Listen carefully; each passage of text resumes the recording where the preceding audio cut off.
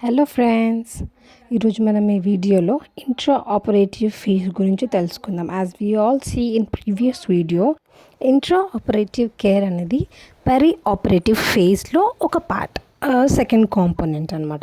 Let's see the topic intra operative phase. Intraoperative nursing care is the second component of perioperative phase. As we all know, intraoperative care లేదా intraoperative phase అనేది పెరిఆపరేటివ్ కేర్లో second component అంటే second వస్తుంది. It is also called as ఏమని పిలుస్తారు, operating room nursing. ఎందుకంటే in this phase during the operation అనమాట. ఈ phase ఎప్పుడు స్టార్ట్ అవుతుంది, డ్యూరింగ్ ద ఆపరేషన్ కాబట్టి ఇంకో దాన్ని ఏమని పిలుస్తాం, ఆపరేటింగ్ రూమ్ నర్సింగ్. నెక్స్ట్ చూసుకుంటే ఇట్ ఇంక్లూడ్స్ ఏమేమి ఉంటాయి చూసుకుందాం. ద మెయిన్ ఇంపార్టెంట్ కాంపోనెంట్ ఏంటి, maintaining safety and preventing injury. In the operation room మనం ఏం చూసుకోవాలంటే సేఫ్టీ మెయింటైన్ చేయాలి, ఏ ఇంజురీస్ ఫర్దర్ ఇంజురీస్ కాకుండా ఏం చూసుకోవాలన్నమాట. The main theme of nursing phase or intra nursing phase వచ్చేసి ఇదే అనమాట, maintaining safety and preventing injury.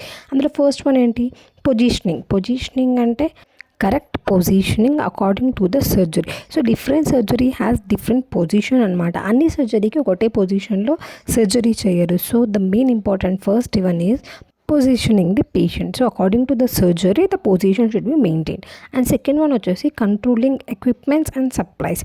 So ఏం చేయాలి, ఏమేమి ఎక్విప్మెంట్స్ కావాలి, ఏమేమి సప్లైస్ కావాలి అవి కంట్రోల్ చేయాలన్నమాట. లైక్ ఏమేమి దాంట్లో ఏముంది, counting surgical supplies and equipments ఏమేమి కావాలి, ఎన్ని కావాలి, the count should be maintain. And third one వచ్చేసి మెయింటైనింగ్ సర్జికల్ అసెప్సిస్ అంటే వితౌట్ ఎనీ ఇన్ఫెక్షన్. సో ఏంటి, using sterile equipments and techniques. So ఏం చేయాలి, స్టెరైల్వి మాత్రమే యూస్ చేయాలి, కంటామినేటెడ్వి యూస్ చేయొద్దు. లైక్ ఏమంటారు దాన్ని, సర్జికల్ అసెప్సిస్ అంటారు. And it's fourth one is assisting with wound closure. అంటే ఊండ్ చేసిన సర్జికల్ ఊండ్ని క్లోజ్ చేసే ప్రొసీజర్లో హెల్ప్ చేయాలి లేదా అసిస్ట్ చేయాలన్నమాట. ఏమేమి చేస్తారు, సూచరింగ్ వేస్తారు లేదా స్టేపుల్స్ వేస్తారు. సో వీటిలో మనం ఏం చేయాలి, అసిస్ట్ చేయాలి. అండ్ నెక్స్ట్ వన్ వచ్చేసి monitoring physiological status which includes checking temperature.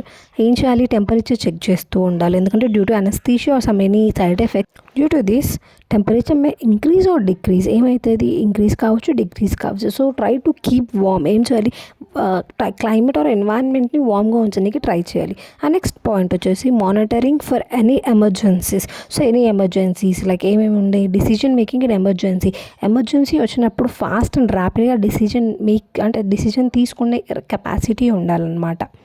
What are the emergency situations అని చూసుకుంటే కార్డియాక్ అరెస్ట్ కానీ, లేకపోతే రెస్పిరేటరీ అరెస్ట్ కానీ, అలర్జీస్ కానీ, టెంపరేచర్ హై అయినా కానీ, ఈ సిచ్యువేషన్స్లో ఫాస్ట్గా డిసిజన్ మేకింగ్ తీసుకునే కెపాసిటీ ఉండాలి in intra operative phase. And next వచ్చేసి కౌంటింగ్. ఏం కౌంట్ చేయాలి, counting surgical supplies and equipments before, during and after surgery. ఎప్పుడు కౌంట్ చేయాలి, బిఫోర్ అంటే ముందు, డ్యూరింగ్ అంటే సర్జరీ అయ్యేటప్పుడు, అండ్ ఆఫ్టర్ సర్జరీ.